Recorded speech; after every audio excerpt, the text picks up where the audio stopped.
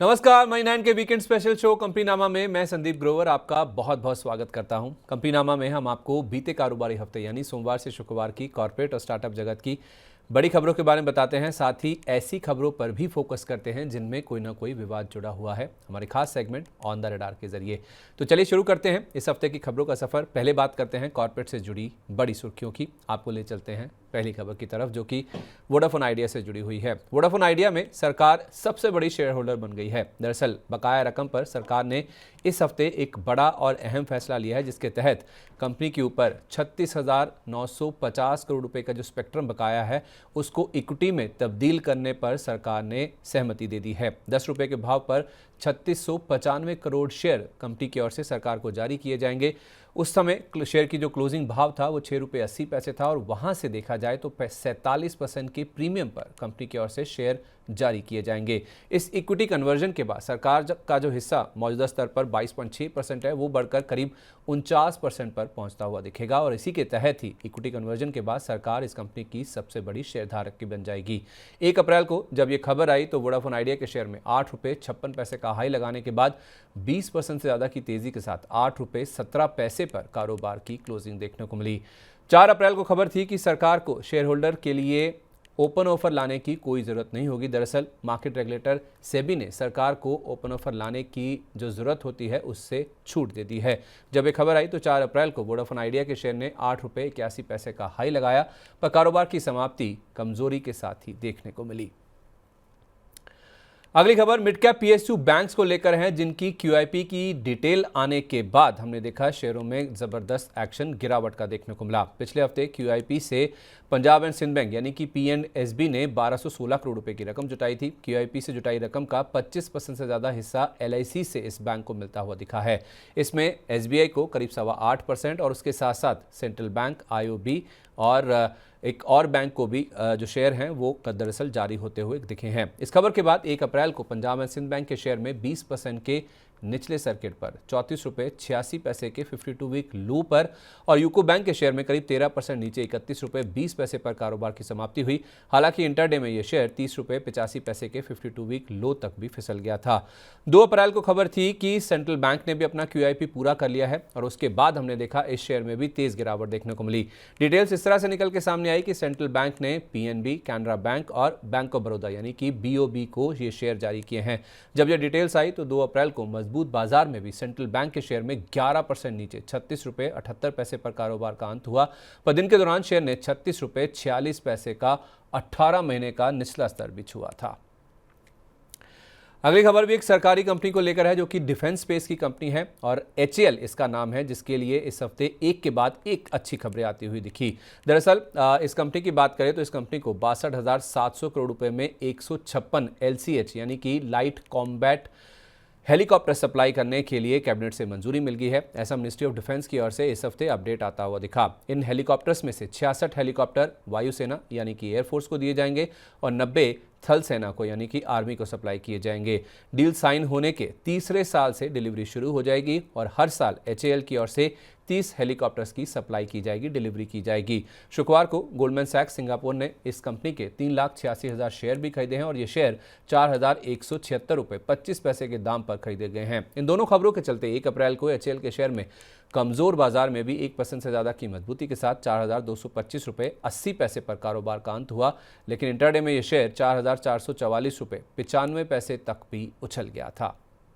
अगली खबर GMR airports को लेकर है, जो कि एक अच्छी खबर है। दरअसल एईआरए यानी कि airports economic regulatory authority of India की ओर से दिल्ली एयरपोर्ट के एरोनॉटिकल टैरिफ्स 148% तक बढ़ाने को लेकर मंजूरी दी गई है। ये मंजूरी अप्रैल 2024 से लेकर मार्च 2029 तक के लिए दी गई है, जब ये नए टैरिफ्स लागू होते हुए दिखेंगे और ये 16 अप्रैल से इफेक्टिव भी होते हुए नजर आएंगे। 1 अप्रैल को जब ये खबर आई तो जीएमआर एयरपोर्ट्स के शेयर में 4% तक का उछाल देखने को मिला और कारोबार की क्लोजिंग करीब 2% ऊपर 77 रुपये 29 पैसे के स्तर पर जाकर देखने को मिली।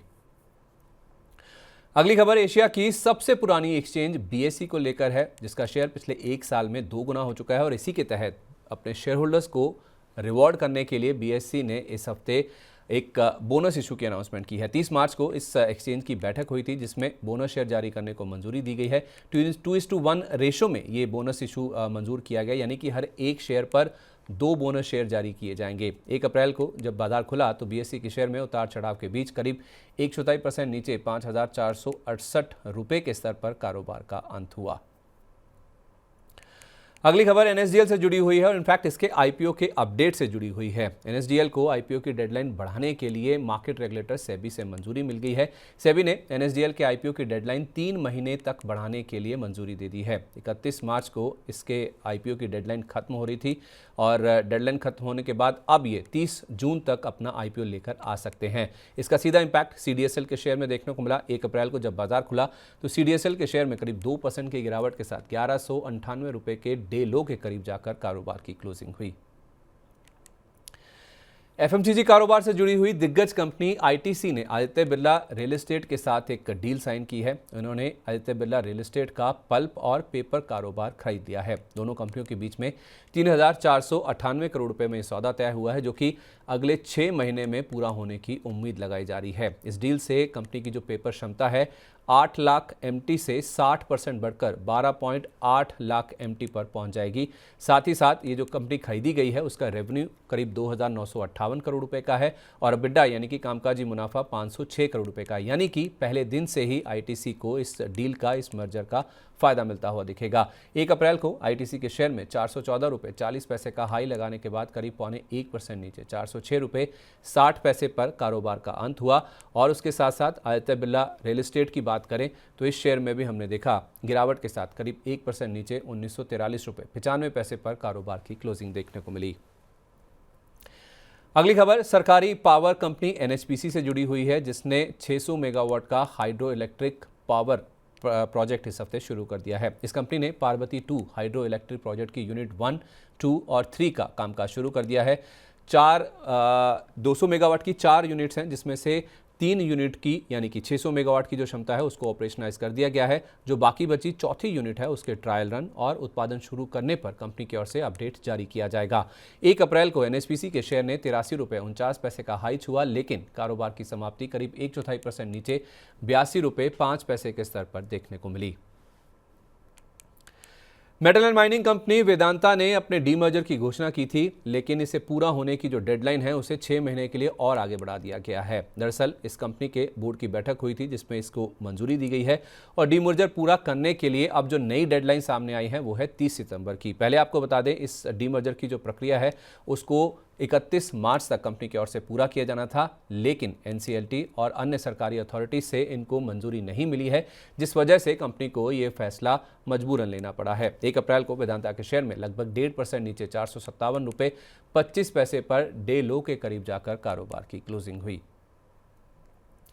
अगली खबर real estate company Prestige estate से जुड़ी हुई है, जिसने अपने हॉस्पिटैलिटी सब्सिडरी में निवेश बढ़ाया है। इस कंपनी ने हॉस्पिटैलिटी सब्सिडरी में 1625 करोड़ रुपए का निवेश किया है और ये निवेश राइट्स इशू के जरिए किया जाएगा। जब ये खबर आई तो 1 अप्रैल को प्रेस्टीज एस्टेट्स के शेयर में 1199 रुपये 90 पैसे का हाई लगाने के बाद करीब 4% नीचे 1139 रुपये के स्तर पर जाकर कारोबार का अंत देखने को मिला। घरेलू कोयला उत्पादन में 80% से ज़्यादा कंट्रीब्यूशन वाली सरकारी कंपनी कोल इंडिया ने इस हफ्ते कोयले की कीमतों में बढ़ाने की यानी कि कीमतों में बढ़ोतरी का ऐलान किया है। कुकिंग कोल और नॉन कुकिंग कोल दोनों की कीमतों में 10 रुपये प्रति टन की जो बढ़ोतरी है वो कंपनी ने लागू करी है। नॉन कुकिंग कोल की कीमत की बात करें तो 10 रुपये से बढ़कर वो 20 रुपये प्रति टन पर पहुंच गई है। 16 अप्रैल से ये नई कीमतें लागू होती हुई नजर आएंगी। मार्च में गिरावट के कारण साथ ही साथ अपडेट ये भी था कि वित्त वर्ष 2025 के उत्पादन का जो गाइडेंस कंपनी ने दिया है उससे ये कंपनी चूकती हुई नजर आई। तीसरी खबर ये भी थी कि अर्जेंटीना और ऑस्ट्रेलिया में इस कंपनी की लिथियम ब्लॉक्स खरीदने का लक्ष्य है, ऐसा इस कंपनी के चेयरमैन की ओर से अपडेट आता हुआ दिखा। इन तीनों अपडेट्स के चलते 2 अप्रैल को कोल इंडिया के शेयर ने 391 रुपये 50 पैसे का लो लगाया, पर कारोबार की क्लोजिंग करीब 1/4% ऊपर 398 रुपये 15 पैसे के स्तर पर जाकर देखने को मिली। अगली खबर क्वेस्ट कॉर्प को लेकर है, जिसने अपने डीमर्जर की रिकॉर्ड डेट तय कर दी है। इस कंपनी ने डीमर्जर की जो रिकॉर्ड डेट है उसे 15 अप्रैल तय किया है और एलिजिबल शेयर होल्डर्स को निर्धारित करने के लिए ये रिकॉर्ड डेट तय की गई है, यानी कि इस दिन जिन भी शेयरधारकों के पास शेयर होंगे रिकॉर्ड डेट पर उनको इस डीमर्जर का फायदा मिलता हुआ दिखेगा। आपको बता दें कि मौजूदा शेयरधारकों को 2 कंपनियों के शेयर मिलते हुए दिखेंगे। क्वेस्ट कॉर्प के अलावा फरवरी 2024 में 3 कंपनियों में कारोबार को स्प्लिट करने की इस कंपनी की ओर से घोषणा होती हुई दिखी थी। इन 3 कंपनियों की बात करें तो उसमें पहला नाम है क्वेस्कॉप का, जो कि लिस्टेड एंटिटी है, दूसरा नाम है डिजिटाइड सॉल्यूशंस का और तीसरा नाम है ब्लू स्प्रिंग एंटरप्राइजेस का, जिसकी बाद में लिस्टिंग होती हुई नजर आएगी। इन दोनों कंपनियों की लिस्टिंग की जो डेट है उसकी घोषणा तो नहीं की गई है, लेकिन बाजार उम्मीद करके चल रहा है कि 6 महीने में इन कंपनियों का जो प्रोसेस है वो भी पूरा होता हुआ नजर आएगा। 2 अप्रैल को क्वेस्कॉप के शेयर में करीब 3.5% की मजबूती के साथ 682 रुपए पर कारोबार की क्लोजिंग देखने को मिली। अगली खबर सरकारी कंपनी एसजेवीएन को लेकर है, जिसने सोलर प्रोजेक्ट के एक हिस्से का पूरा ट्रायल रन कर लिया है। 241.77 मेगावाट यानी कि यूनिट 1 क्षमता का जो ट्रायल रन है वो इस कंपनी की ओर से पूरा कर लिया गया है। इस कंपनी का 1000 मेगावाट का बीकानेर में सोलर पावर प्रोजेक्ट है, जिसकी जुड़ी हुई एक इकाई को कंपनी ने ट्रायल रन पूरा कर लिया है। ये जो ट्रायल रन पूरा किया गया है इस कंपनी की सब्सिडरी एसजेवीएन ग्रीन एनर्जी की ओर से किया गया है। जब ये खबर आई तो 2 अप्रैल को एसजेवीएन के शेयर में 89 रुपये 70 पैसे का लो छूने के बाद करीब 2.5% की मजबूती के साथ 93 रुपये 47 पैसे पर कारोबार का अंत हुआ। अगली खबर बीईएल यानी कि भारत इलेक्ट्रॉनिक्स लिमिटेड को लेकर है, जिसके अनुमान से कम ऑर्डर इनफ्लो के चलते शेयर में हमने इस हफ्ते गिरावट देखने को मिली। इस वर्ष 2025 में कंपनी को 18,715 करोड़ रुपए के नए ऑर्डर मिले हैं, जबकि इस कंपनी ने कहा था कि वित्त वर्ष 2025 में इस कंपनी को 25,000 करोड़ रुपए के नए ऑर्डर मिलेंगे, यानी कि जो गाइडेंस दी गई थी उससे कम ऑर्डर इस कंपनी के हाथ लगे हैं, जिस वजह से 2 अप्रैल को बीईएल का शेयर 6% तक लुढ़क गया था, पर कारोबार का अंत 3.25% की गिरावट के साथ 282 रुपये 45 पैसे के स्तर पर देखने को मिला। देश की सबसे मूल्यवान कंपनी रिलायंस इंडस्ट्रीज यानी कि आरआईएल ने सीबीजी प्लांट्स पर बड़े निवेश की तैयारी कर ली है। इस कंपनी ने आंध्र प्रदेश में पहले सीबीजी यानी कि कॉम्प्रेस्ड बायोगैस प्लांट की आधारशिला रख दी है। आंध्र प्रदेश में ये कंपनी 500 सीबीजी प्लांट्स लगाएगी, जिसके ऊपर 65,000 करोड़ रुपए निवेश करने की इस कंपनी की योजना है। इस योजना का जब अनवील हुआ यानी कि कंपनी ने घोषणा की और जो आधारशिला रखी गई, उसके बाद 3 अप्रैल को आरआईएल के शेयर में 1233 रुपये 5 पैसे का लो लगाने के बाद करीब 1/4% नीचे 1248 रुपये 50 पैसे पर कारोबार की क्लोजिंग हुई। फिनटेक कंपनी पेटीएम ने हैदराबाद म्यूनिसिपैलिटी के साथ हाथ मिलाया है। इस कंपनी ने हैदराबाद म्यूनिसिपैलिटी यानी कि जीएचएमसी के साथ एक करार किया है।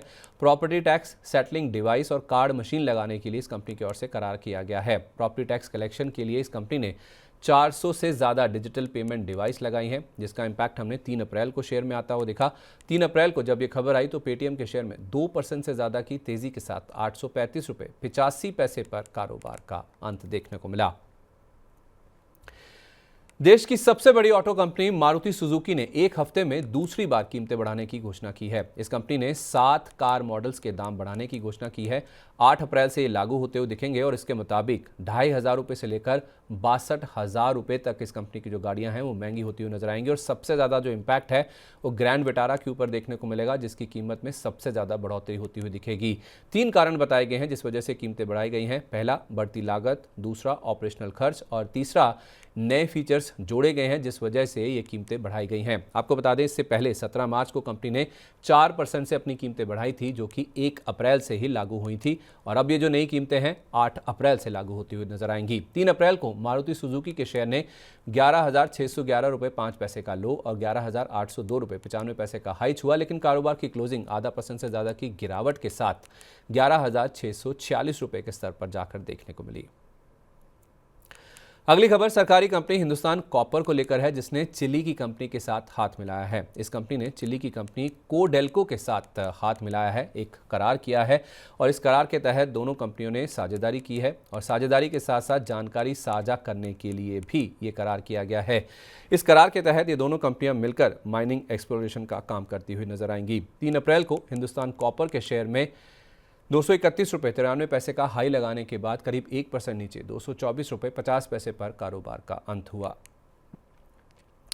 अगली खबर दिग्गज फार्मा कंपनी लुपिन को लेकर है, जिसने यूके की कंपनी का अधिग्रहण किया है। राणा साइंस फार्मा का 1.23 करोड़ पाउंड में इस कंपनी की ओर से अधिग्रहण किया गया है। इनफैक्ट इसकी यूके की एक सब्सिडरी कंपनी है लुपिन हेल्थ केयर यूके, जिसकी ओर से ये अधिग्रहण किया गया है और इसकी मंशा भी आपको बता देते हैं। अधिग्रहण से इस कंपनी की यूके की ब्रांडेड फार्मा मार्केट में मौजूदगी और उसके साथ साथ पोर्टफोलियो को एक्सपैंड करने की मंशा है। 3 अप्रैल को लुपिन के शेयर में 4% से ज़्यादा की मजबूती के साथ 2094 रुपये पर कारोबार का अंत हुआ। हालांकि यूएस की ओर से टैरिफ ना लगा जाने के चलते इंटरडे में शेयर 2150 रुपये तक भी उछल गया था।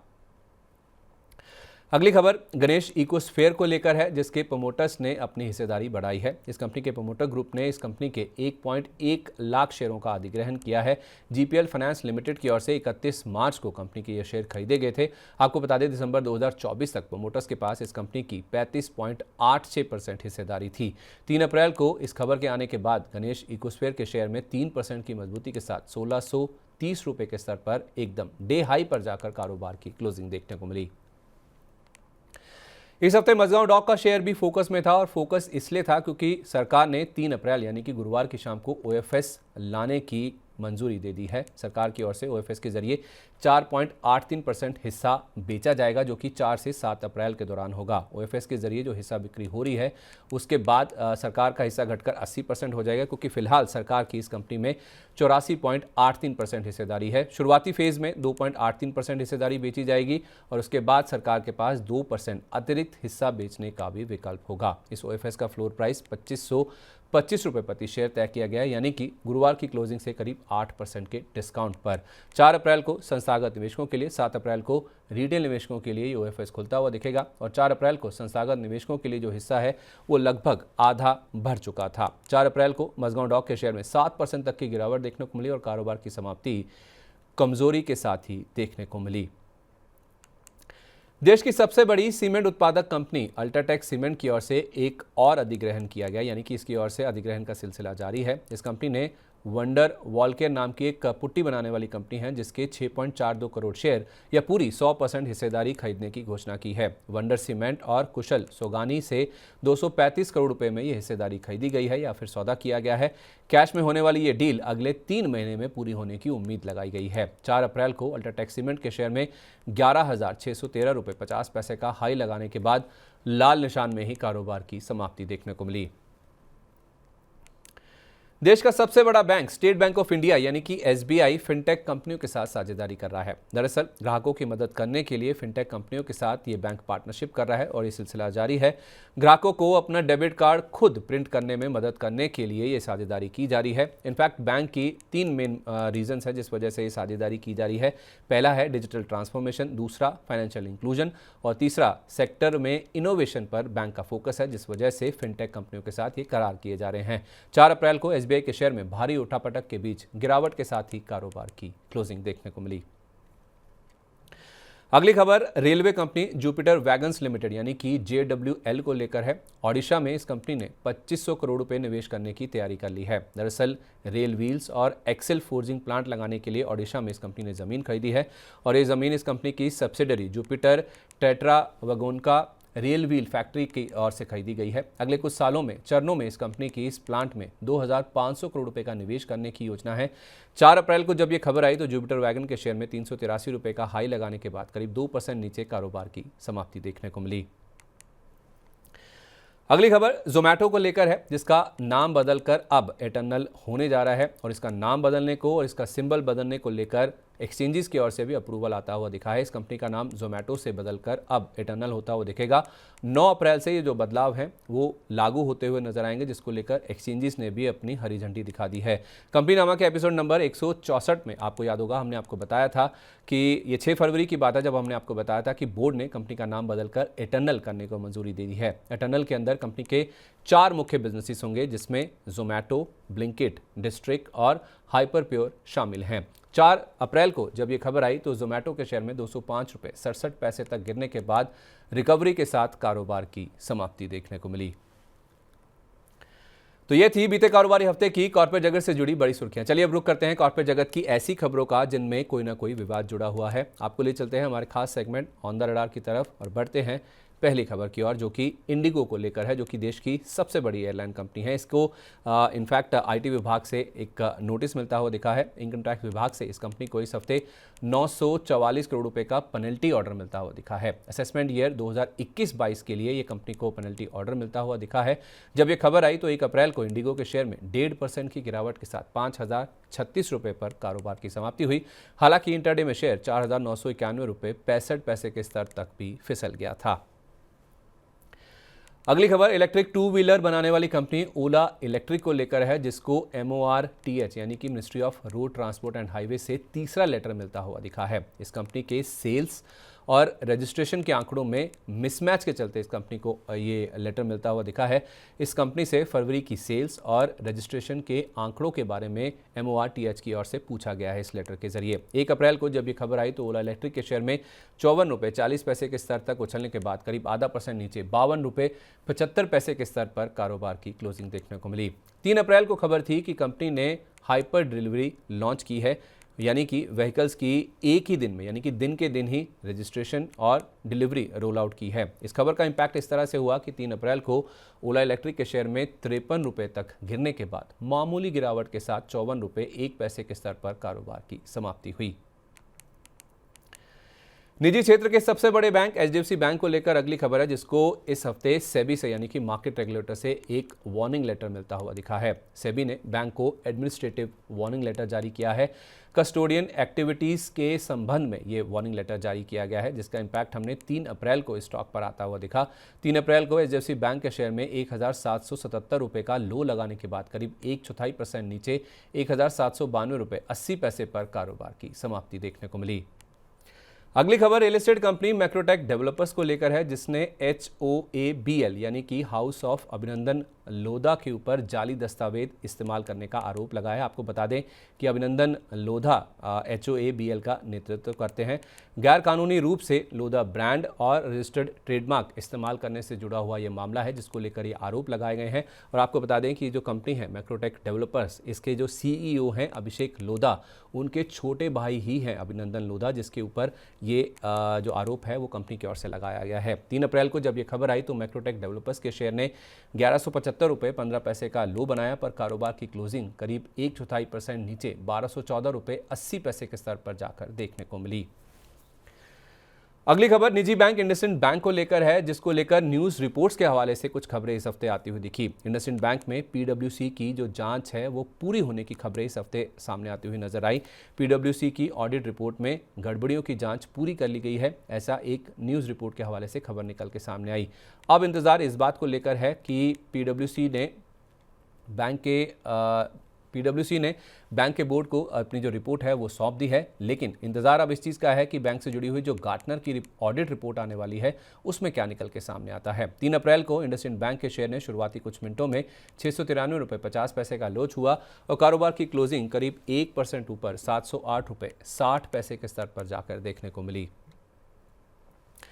अगली खबर सिंप्लेक्स इंफ्रा को लेकर है, जिसके नॉन असाइनी लेंडर्स के साथ इस कंपनी ने वन टाइम सेटलमेंट किया है। दरअसल इस कंपनी ने 14.56% में से 6.27% नॉन असाइनी लेंडर्स के साथ एक वन टाइम सेटलमेंट किया है। आपको बता दें कि 15 जनवरी को इस कंपनी ने NARCL यानी कि बैड बैंक के साथ एक करार किया था, एक मास्टर रिस्ट्रक्चरिंग एग्रीमेंट यानी कि MRA साइन किया था, और इस MRA के तहत 85.44% सिक्योर्ड लेंडर्स के साथ इस कंपनी ने एक रिस्ट्रक्चरिंग करार किया था। 3 अप्रैल को सिंप्लेक्स इंफ्रा के शेयर में 315 रुपये का लो लगाने के बाद करीब 1.25% ऊपर 325 रुपये पर कारोबार का अंत देखने को मिला।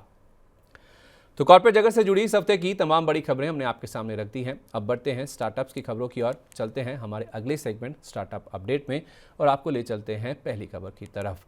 Indian multinational edtech company physics वाला को लेकर यह खबर है, जो कि IPO से पहले बड़े अधिग्रहण की तैयारी में है। दरअसल फिजिक्स वाला विकास दिव्य कीर्ति के कोचिंग बिजनेस दृष्टि IAS के अधिग्रहण को लेकर बातचीत कर रही है, ऐसा एक न्यूज़ रिपोर्ट के हवाले से खबर निकल के सामने आई। माना जा रहा है इस रिपोर्ट के मुताबिक अगर ये सौदा पूरा होता है, अगर ये डील साइन होती है, तो इसका साइज़ करीब 2,500 करोड़ रुपए के आसपास का बताया जा रहा है। आपकी जानकारी के लिए बता दें कि वित्त वर्ष 2024 में दृष्टि IAS का 405 करोड़ रुपए का रेवेन्यू था और इसका 90 करोड़ रुपए का मुनाफा भी था। तो इसी के साथ आज के एपिसोड में बस इतना ही। खबरों के सिलसिले को यहीं पर विराम देते हैं, पर अगले शनिवार को आपसे फिर मुलाकात होगी इसी समय नई खबरों के साथ। तब तक आप जुड़े रहिए मनी 9 के साथ। और चलते चलते एक अहम बात, आपको हमारा इस हफ्ते का शो कैसा लगा नीचे कमेंट बॉक्स में अपनी राय हमारे साथ जरूर शेयर करें। अगर आपको इस हफ्ते का शो अच्छा लगा है तो अपने दोस्तों, सहयोगियों और रिश्तेदारों को भी इस वीडियो का लिंक ज़रूर शेयर करें। और बिजनेस की ब्रेकिंग और पर्सनल फाइनेंस की ताज़ी खबरों के लिए हमारी वेबसाइट money9live.com पर आप लॉगिन भी कर सकते हैं। नमस्कार, हैप्पी वीकेंड।